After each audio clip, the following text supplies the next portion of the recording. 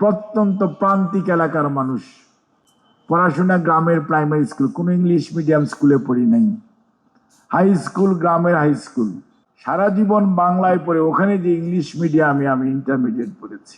আমি one of the most fortunate people this country. আমার আব্বা আম্মা দুইজন শিক্ষক ছিলেন, ওনারা ইন্তেকাল করেছেন। And I came from the village, not from any urban area.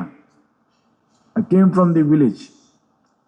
The rural মানে প্রত্যন্ত প্রান্তিক এলাকার মানুষ, পড়াশোনা গ্রামের প্রাইমারি স্কুল, কোনো ইংলিশ মিডিয়াম স্কুলে পড়ি নাই, হাই স্কুল গ্রামের হাই স্কুল, এবং কলেজটা পড়েছি ময়মনসিংহের আনন্দমোহন গভর্নমেন্ট কলেজ। বাট সারা জীবন বাংলায় পড়ে ওখানে যে ইংলিশ মিডিয়ামে আমি ইন্টারমিডিয়েট পড়েছি। I have taken the challenge. তারপর কারণ আমার ইচ্ছা ছিল যে আমি অন্য কিছু পড়বো না। ওই সময় বাংলায় কোনো হায়ার এডুকেশনের ভালো বই ছিল না, ডাক্তারি ইঞ্জিনিয়ারিং পড়তে হলে ইংলিশেই বই ছিল। সেই জন্যে আমি এই সুইচ ওভার টু ইংলিশ। কাজেই বুঝেন, চ্যালেঞ্জ যদি নেওয়ার ইচ্ছা থাকে, অদম্য বাসনা থাকে এবং মানসিক শক্তি থাকে, ওভারকাম করা যায়। আর তার পরবর্তী স্টেপস আমি আপনার সামনে দাঁড়িয়ে কথা বলছি। কাজেই আজকে যে তিন বোন কথা বললেন, তিনজনই দারুণ বলেছে। এবং আমাদের গ্রামের কোনো মানুষ বা কোনো মেয়ে এইরকম যদি ট্রেন আপ বা যদি এমপাওয়ার বা এরকম কোনো অর্গানাইজেশনের সাথে কাজ না করতেন, তাহলে কিন্তু আপনার নলেজ বাড়ত না। এই যে আপনি বলেছেন আপনার এডুকেশনের সাথে আপনার কি হয়, নলেজ বাড়ে, আপনার দক্ষতা অর্জন হয়। তাহলে আপনার যখন কনফিডেন্স লেভেল, অর্থাৎ আপনার যখন আত্মবিশ্বাস বাড়ে, তখন কিন্তু আপনি কথা বলতে পারেন, এবং তখন কিন্তু আপনার কোনো অবস্থাতে ভুল ভ্রান্তি হবে কম হবে, এবং আপনার আন্ডারস্ট্যান্ডিং এর ক্লারিটি থাকবে, অর্থাৎ আপনি বুঝতে পারবেন কি করতে হবে কি করতে হবে না। আপনাদের যে প্রোগ্রাম ইউএন উইমেনের সহযোগিতায় এবং অন্যান্য আমাদের উন্নয়ন সহযোগী রাষ্ট্রসমূহের সহযোগিতায় এই পর্যন্ত হয়েছে, দিস ইজ দি রিয়েলিটি।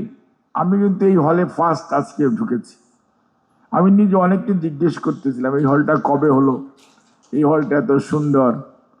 কাজে আপনাদের ভাবার কোনো কারণ নাই, আমরা সবাই এসি ঘরে থাকি।